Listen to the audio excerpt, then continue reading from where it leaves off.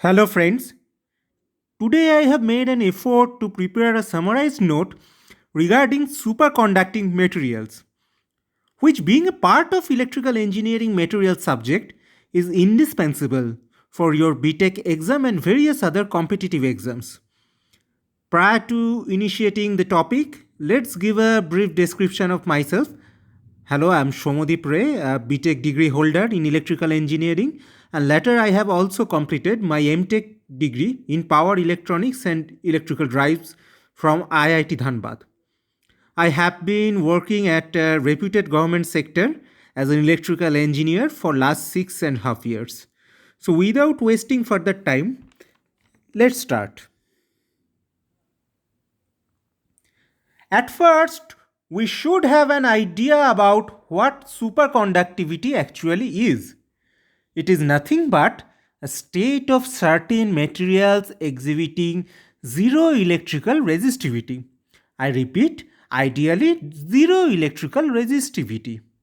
These certain materials are also known as superconducting materials. These materials enter superconducting state below a certain critical value of temperature and also below a certain critical value of magnetic field. Otherwise, they behave like a normal conductor.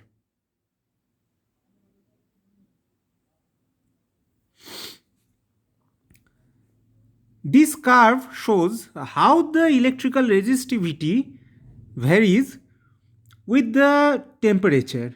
It is evident that the superconducting materials depict superconducting property only below a certain value of temperature, that is called critical temperature or transition temperature, above which it is acting as a normal conductor. It is as if it is entering the normal state.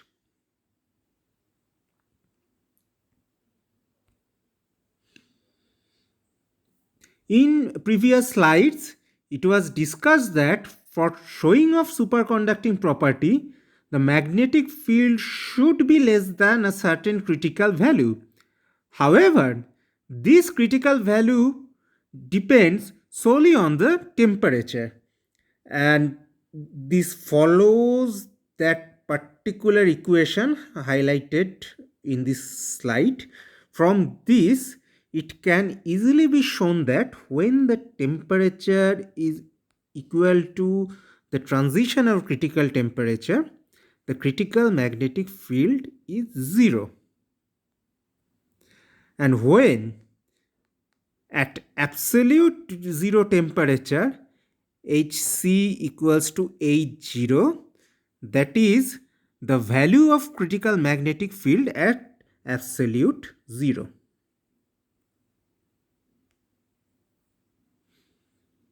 In this slide, various other properties of superconductors have been discussed. This phenomenon is mainly observed in direct current. You all know that whenever the current fluctuates or alternates, a frequency must be there for this alteration.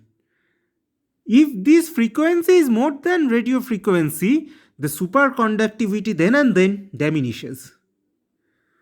While transiting from superconducting state to normal state, entropy of the material always increases.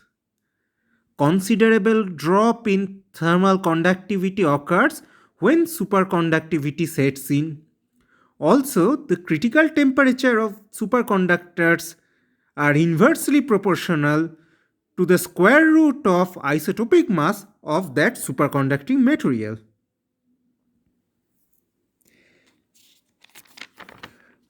Next, we'll discuss Meissner's effect, which is a very important phenomenon. It states that superconductors expel all magnetic flux when cooled through superconducting transition. This is called Meissner effect. Meissner has discovered it in the year of 1933. From the figure, it can be shown that when the temperature is above the critical temperature value or transition temperature value, then it is behaving, that is the semiconducting material is behaving like a normal conductor and it does not expel the flux. But when the temperature is below that critical temperature value, it starts continuously expelling the flux, and hence the flux density is zero when the temperature is less than the transition temperature. And from this Meissner effect, it can be shown that the superconducting materials are perfect diamagnets. Now, this is a very renowned formula you all have studied in your higher secondary exam. Here, B is the magnetic flux density, M is magnetization, and H is magnetic field intensity, and mu naught is permeability at vacuum. You probably all know this. Now, as per Meissner effect, the magnetic flux density is zero. From this, it can be shown that magnetic susceptibility is negative. That is, ideally, it is -1. And since magnetic susceptibility is negative, the superconductors can be called as perfect diamagnets. Next, we will discuss Silsby's rule.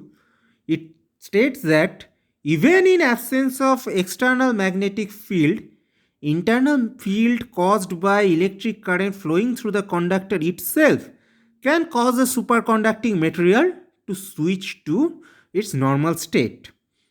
In a long superconductor wire of radius r, the superconductivity may be destroyed when the current is greater than a critical value.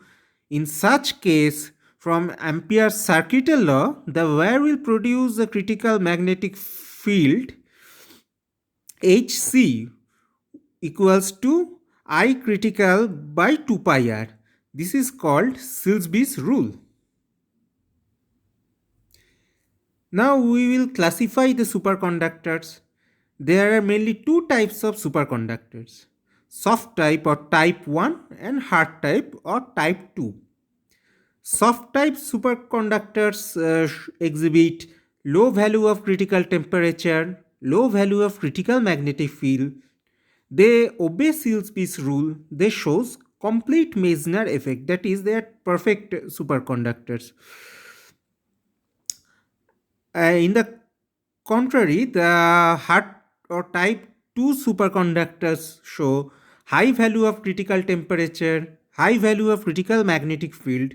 They do not follow Silsby's rule and they exhibit incomplete Meissner effect.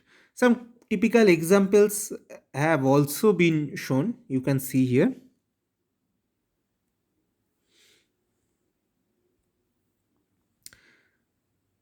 Next, the magnetization versus magnetic field curves are shown for type 1 and type 2 superconductor. From these, it is easily observed that for type 1 superconductors, transition from normal to superconducting state is sharp. And that for type 2 superconductor, the Meissner state breaks down at small magnetic field value Hc1, but superconducting state remains to a higher magnetic field Hc2. That means there are two critical magnetic field values. At first or less value, the Meissner state breaks down. However, the superconducting state remains there until the magnetic field value attains another critical point Hc2. Hc2 should always be greater than Hc1. Here the magnetic field versus temperature curve has been shown. For type 1 superconductor, it follows the curve which and the equation which was explained earlier. And for type 2 superconductor,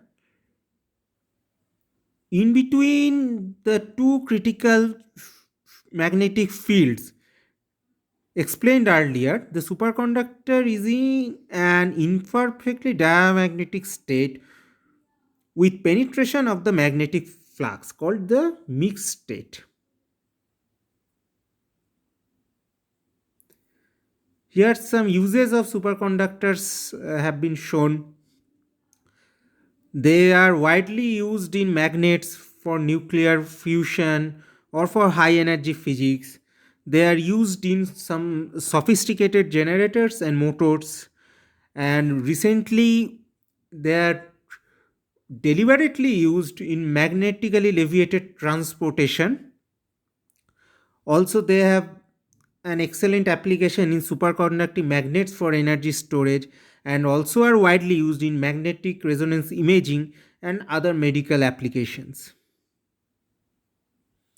Now, some previous year's question in UPSC IAS exam are shown. Consider the following statements. Statement 1: Type 1 superconductors undergo abrupt transition to normal state above a critical magnetic field. This is obviously correct. I have explained it earlier. And statement number 2 is type 2 superconductors are highly technologically useful superconductors because the incidence of second critical field in them is useful in the preparation of high field electromagnets. Now, from this, it can be shown that the mixed state occupies most of the superconducting range of magnetic field in case of high field semiconductors. So,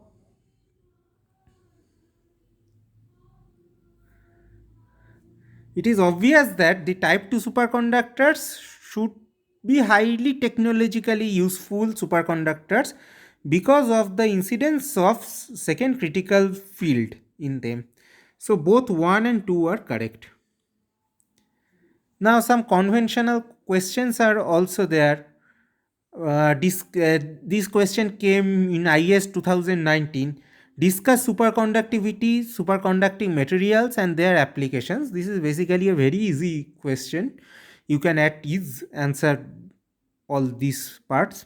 And in IS 2011, give the properties of superconductors, what are type 1 and type 2 superconductors, indicate their behavior with respect to applied magnetic field.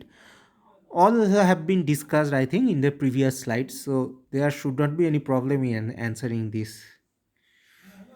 Thank you so much for listening. If you have any doubt, please feel free to ask in the comment section. Please do not forget to like my video if it worth to get likes. I'll put an effort to bring you frequent videos and lectures on electrical engineering. Please subscribe my YouTube channel to get regular updates. Thank you.